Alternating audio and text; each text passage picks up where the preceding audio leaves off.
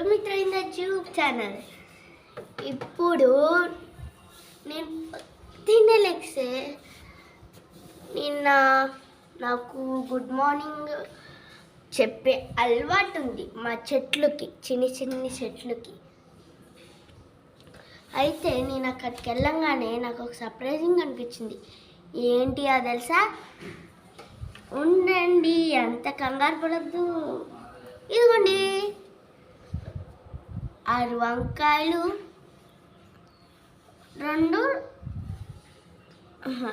వంకాయలు, టమాటాలు 7 తెలుసా?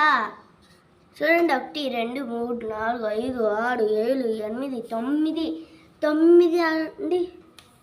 అమ్మో, 9 ఫ్రెండ్స్, నాకు తెలియదు 9 అని.